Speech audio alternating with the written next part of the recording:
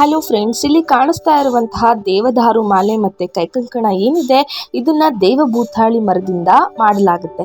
ಈ ಒಂದು ಮರ ಹಿಮಾಲಯದಲ್ಲಿ ಮಾತ್ರ ಬೆಳೀತಾರೆ. ಹಾಗೆ ಇದನ್ನ ಮರಗಳ ದೇವರು ಅಂತಾನು ಕೂಡ ಕರೀತಾರೆ. ಹಿಂದಿನ ಕಾಲದಲ್ಲಿ ನಮ್ಮ ಪೂರ್ವಜರು ಏನ್ ಮಾಡ್ತಾ ಇದ್ರು ಅನ್ನೋದಾದ್ರೆ, ನಮ್ಮ ಪೂರ್ವಜರು ಈ ಒಂದು ಮರದ ಸಣ್ಣ ತುಂಡು ಸಿಕ್ಕರು ಸಾಕು ಅದನ್ನ ತುಂಬಾ ಜೋಪಾನವಾಗಿ ಕಾಪಾಡ್ಕೊತಾ ಇದ್ರು. ಹಣದ ಪರ್ಸ್ಗಳಲ್ಲಿ ಇಡ್ತಾ ಇದ್ರು, ದೇವರ ಕೋಣೆಗಳಲ್ಲಿ ಇದನ್ನ ಕಾಪಾಡ್ಕೊತಾ ಇದ್ರು.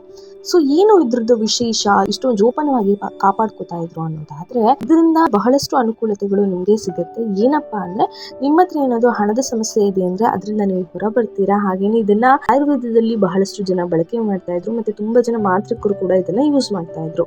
ದೇವದಾರು ಮಾಲೆ ಮತ್ತು ಕೈಕಂಕಣವನ್ನು ನೀವು ಧರಿಸಿದ್ದೆ ಆದ್ರೆ 100ಕ್ಕೂ 100 ಶುಭ ಫಲಗಳ ನಿಮಗೆ ನೀವು ಕೇಳ್ತಾರೆ. ನಮ್ಮಲ್ಲಿ ಮಾತ್ರ ವಿಶೇಷವಾಗಿ ನಿಮ್ಮ ಹೆಸರಿನ ಮೂಲಕನೇ ಗುರುಮುಖಿನ ಪೂಜೆ ಸಂಕಲ್ಪನ ಸಹಿತ ನಾವು ಇದನ್ನ ನಿಮ್ಗೆ ಕಳಿಸ್ಕೊಡ್ತೀವಿ.